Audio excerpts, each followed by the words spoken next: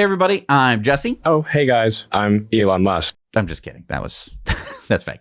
And you're watching Tesla Time News, episode 576.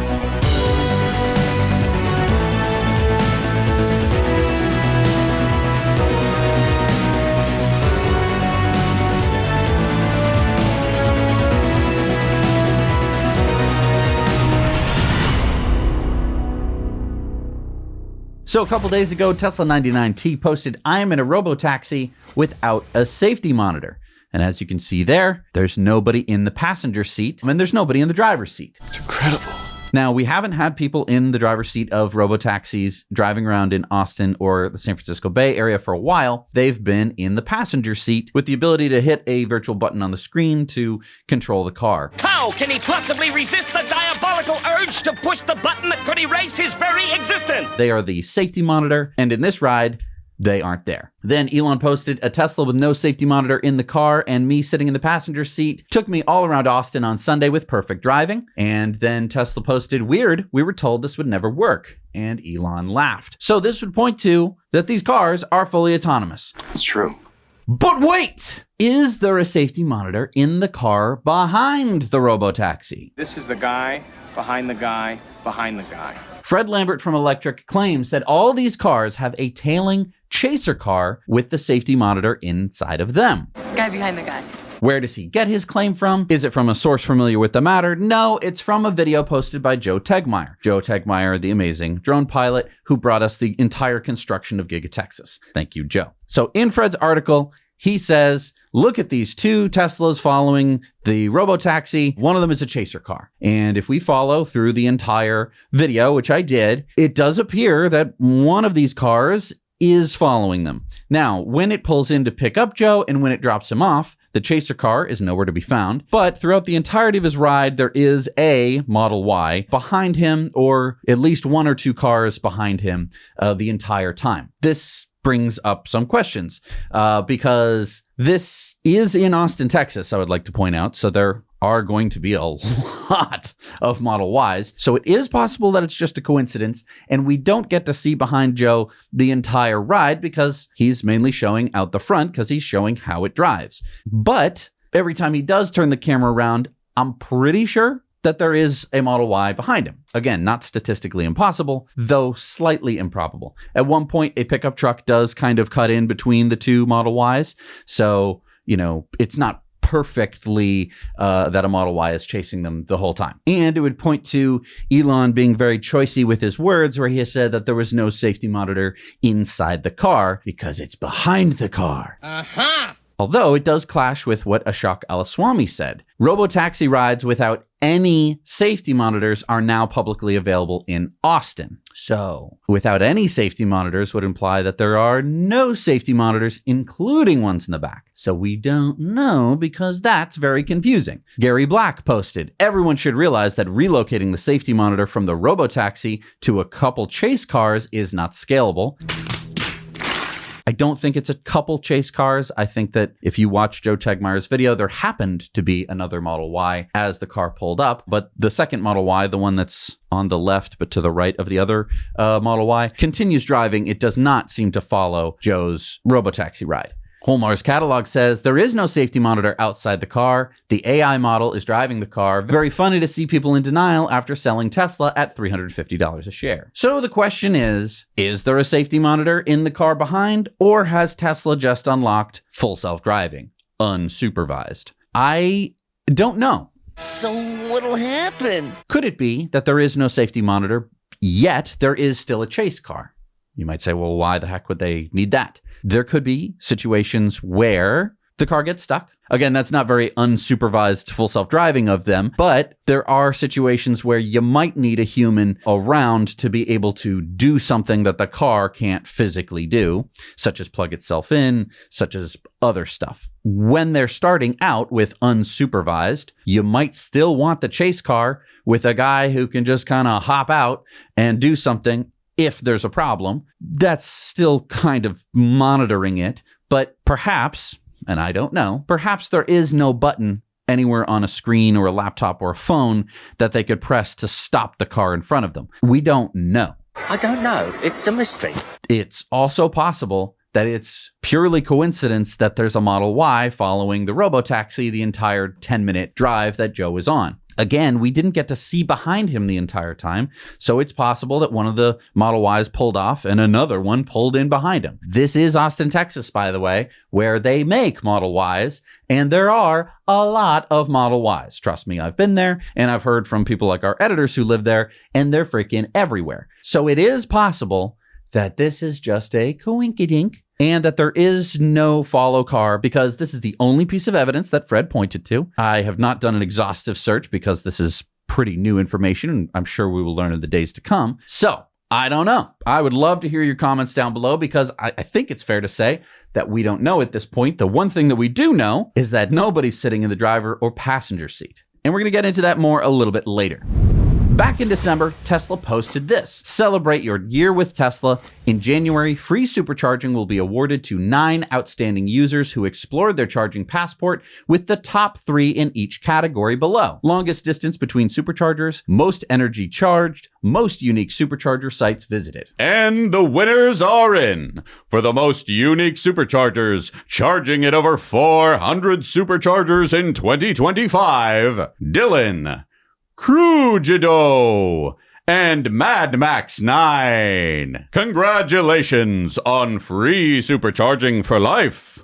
For the most total energy charged at over 100,000 miles of range, Amy Steenson and 2 other people they didn't say because they're probably not on X. Florida and Spain. Interesting. And lastly, for charging the longest distance between superchargers, Steve Dyer, New Rappy, and I guess one other guy who they didn't say. What does that even mean? Did they charge to 100% and then hypermile as far as they could to the farthest supercharger? To Alaska? That's 2,000 miles away. That's impossible! Oh, that's what they meant? Oh, okay, weird.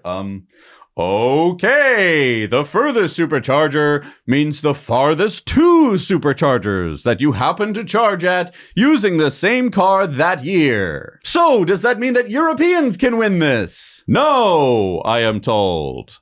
Because from the top of Norway down to Morocco is 3,000 miles, while Anchorage to Florida is 4,000 miles. So maybe a lucky driver could go from the top of China down to Singapore. Also no, because that's only 3,600 miles. Without a boat, or a ceasing of tensions between Eurasian nations, or a crazy trip down to South America, it looks like it's going to be North America for the win, year after year. Thanks for playing Supercharger. So Sawyer Merritt posted, news: Tesla has officially discontinued Autopilot in the US and Canada. All new car purchases now come standard with traffic-aware cruise control. The online configurator has now been updated to allow buyers to choose from the $99 a month full self-driving subscription, while still offering the option to purchase FSD outright for $8,000 until February 14th. New Tesla vehicle purchases will still come with a 30-day free trial of FSD supervised. And Elon posted, I should also mention that the $99 a month for supervised FSD will rise as FSD's capabilities improve. The massive value jump is when you can be on your phone or sleeping for the entire ride, unsupervised FSD. And just like that, that's the end of Autopilot. Rest in peace. In the arms of the angel. But does that mean that everyone with a car that currently has Autopilot is going to lose it? No. If you have it, you are not going to lose it, as far as I know. But if you want to buy a new Tesla, you cannot get it with Autopilot unless you pay $8,000 between now and February, or pay $99 a month, and that price is only going to go up. Granted, that should be for a car that drives itself, but as many have pointed out, even base model cars from other OEMs come with some kind of lane assistance. Now, take that with a grain of salt, though, because many of them are nowhere close to Autopilot. They're more of an emergency lane keeping feature. But this would mean that Tesla would be selling you a car with only traffic-aware cruise control, no lane keeping. Although they would probably still have emergency lane departure avoidance. But again, that's not something that you activate and it keeps you in your lane. It just kind of beeps at you and it kind of steers the steering wheel back if it happens to detect that you're going to drive off of the road. So what do you do? For new Tesla buyers, this is a real conundrum. One that I would argue new Tesla buyers are in the worst situation to deal with. They've likely never used FSD outside of a very short test drive. And now, instead of having Autopilot that they can get comfortable with on the highway, they have to either choose to spend $8,000 on full self-driving that they will never be able to transfer, and that means that if their car gets totaled, they're screwed, or they have to spend $99 a month on full self-driving, and that number is going to go way up. And on top of it all, it's currently still full self-driving supervised. And while I think that this version of full self-driving is very good, it's not perfect. But also, I've had 10 years to get used to having a car drive me around. I drove version 1 Autopilot back in 2016, all the way through each version of full self-driving. Now, 14.2.2.3 is good, but if I were trying it for the first time and it messed up after, say, 5, 10, 15, 20 minutes of driving, I don't know if I would trust it. Now, I mean, I would, but I've met people that wouldn't. So the question to me is, why did Tesla remove Autopilot? It's almost like Tesla doesn't want to sell cars anymore. And they're ramping up to kind of not want to. Tesla Robotaxi posted, "We're not in Kansas anymore." They're posting a picture at their Alaska proving grounds. Sawyer Merritt posted that 15 cybercabs have been spotted testing on public roads in Austin, the Bay Area, Chicago, Buffalo, New York, and north of Boston. David Moss posted a video where we see a Model Y Robotaxi with side repeater cleaners. Take a look at that. So that's a Model Y with cleaners that are not on my Model Y. David Moss also reportedly got a shot of the rear washer on the Model Y Robotaxi in Austin. So this would mean that 5 out of the 7 camera locations have washers of some kind, but we still don't know about the B-pillars. Oh, and you can sit in the passenger seat now, which I had been worried about since the Model Y isn't steer-by-wire, which means that unlike the Cybertruck, where you could probably disconnect the steering wheel while it's in full self-driving, the Model Y has it physically connected to the driving linkage. But if you take a look at this video, the wheel will fight back. It doesn't pop out like it does in normal Autopilot or full self-driving, and a little screen will come up to tell you not to do that. Oh, I wonder what'll happen if I press this button. Don't. Oh, What happened? a sign lit up saying, "Please do not press this button again." It seems like Tesla is very, very close to unsupervised full self-driving. The Model Ys with the washers point to a car that does not need to be serviced by a chaser car. Yes, maybe a chaser car at the moment is like a bad sign, or that Elon is just a lying fraud, or it could just be part of the plan. It's not an unreasonable thing to say, when we turn on the unsupervised, let's make sure there's a chaser car just in case there's a problem. We will have boots on the ground immediately. But even if there is a safety monitor in the chaser car, as Gary Black pointed out, it's not a very scalable solution, and one that I don't think that Tesla would do forever. Seems like it would be a very temporary thing. But again, I don't know. Comment down below what you think. Let me know whether or not, if you're a new Tesla buyer, if you're like feeling really down about full self-driving, either having to pay $100 a month or having to pay $8,000 for a non-transferable license. It just seems like we need to have a better solution in terms of it. We've always had this problem with full self-driving. It's always been attached to the cars, and then sometimes it's transferable. We're coming up to the point in February where it will not be transferable. And that really stinks because, yeah, if you get your car smashed, that's the end of full self-driving for you, unless you want to pay another $8,000, which you won't be able to do after February, which means that you're going to have to pay whatever Tesla's charging for full self-driving. Now, obviously, from time to time, Tesla will offer full self-driving trials periods where, you'll have it for a month. But when Robotaxi kicks off, they might not do that because you can just experience it by paying $5 to go in a little Robotaxi ride. This does also beg the question, is Tesla going to allow you to put your car on the network? We haven't heard much talk about that, and we'll talk a little bit more about that in the Patreon bonus stories today.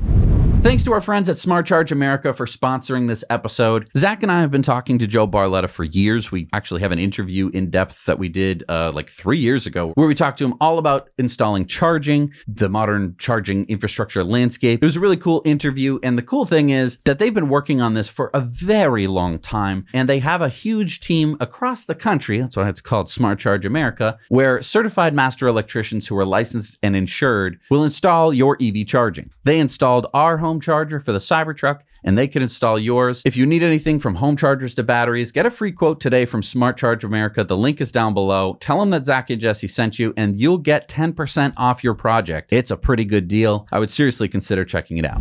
All right, it's time for the Cybertruck Roundup. Yeehaw! The Cybertruck Roundup. Short roundup today. Cybertruck posted, Cybertruck deliveries in the UAE have started. And as you can see, the largest Cybertruck light show in the UAE today during the first delivery event of the Cybertruck in Dubai. So if you've been down that, Cybertruck hasn't had too many sales, well, they've just entered a market where I think it's going to be pretty popular. Zach and I had the chance to review the Olight Marauder Mini 2 over on our Now Let's Review channel. If you were looking for a flashlight that does a little bit more than your phone's flashlight, this is a pretty interesting one. It's small and compact, yet very, very powerful. I think it might be the most powerful flashlight that I've ever held. You can check out our review over on Now Let's Review. And if you have never been over there before, just give it a shot and subscribe. It's just another YouTube channel that Zach and I run where we cover everything from e-bikes to flashlights. All right, it's time for some SpaceX news. Starlink posted, for those impacted by Winter Storm Fern, the Starlink team has enabled emergency texting through our direct-to-cell satellites for additional T-Mobile customers. And this is in response to T-Mobile posting pretty much the same thing. So yeah, that means that there are millions of people who now might be able to get text messages even if the towers are down because they'll be communicating through satellite. Mr. Beast came out with a new YouTube video, and you might be like, why are you covering this? Well, he covers both Neuralink and SpaceX in his video. He got a tour of Starbase. He also got to install a thermal heat tile on one of the fins of a Starship, which I'm pretty sure they removed as soon as he was done with doing that. But it's a really neat view inside a Starbase. Kind of basic, but I think if you wanted to show your friends, a little bit about Starship, he does kind of a good job at introducing the concept. All right, it's time for the Patreon bonus stories. And basically every Tesla Time news that you see, there is an accompanying Patreon bonus stories to go along with it. And that is exclusively for people who have joined our Patreon. So if you go to patreon.com/nowyouknow, you can support Zach and I for as little as $1 a month. You get to see all of our Patreon bonus stories. There's other cool perks there too. So I highly encourage you join us over there, and we will see you on Patreon. All right, we're back from the Patreon bonus stories. It's time for the Patreon shoutouts. This week we've got Andrew Horowitz, Daniel Sherman, Human Fix Machine, Kaveh Ghazi, and Nate McCrash. Thank you so much for supporting us. We can't do this show without you. All right, it's time for Elon's X's of the Week. Not the Bee posted, good news. Scientists discover a way to regrow cartilage and stop arthritis. And Elon said, sounds pretty cool. And it does sound pretty cool for anyone who has arthritis. Elon posted, the XAI team is working on providing For You tabs that are specific to topics. For example, a For You AI that is focused only on artificial intelligence with no political rage bait. This would be like automatically generating follow lists with content ranked by quality. Pretty neat. If you're on X, you know that sometimes your For You page can just send you spiraling. Elon reposted this. The American Tribune posted, reminder that a 3 strikes rule would immediately end about half of crime. And Wilfred Riley says, looks like a 10 strikes rule would end more than a third. And that's because, as you can see, the 31 or more times arrested is more likely than being arrested 30 times. Kind of a big dipole there in the stats. Elon reposted this recent picture of Gaza. Just kidding. That's how the Palisades look right now, a year later. So those are the Pacific Palisades in Los Angeles, California. That is what it currently looks like right now. Elon posted, try Grokpedia. This is in response to Arthur McWaters, who said Wikipedia often doesn't have articles pertinent to current events. For example, nothing on zombie filibuster. Grokpedia, on the other hand, full explanation, relevant to the current issue, broken down from multiple perspectives. Thank you so much for joining me today, everybody. Zach is, he's back in the United States, but he is not home yet, as you can see. Winter Storm Fern has put a bit of a delay on him getting home. I'm expecting that he might be back for Thursday's show. Fingers crossed that we might see him on Tuesday's show. I seriously have my doubts. Stay warm, everybody. Stay safe. I, at least, will see you on Tuesday, barring some catastrophe. Now you know.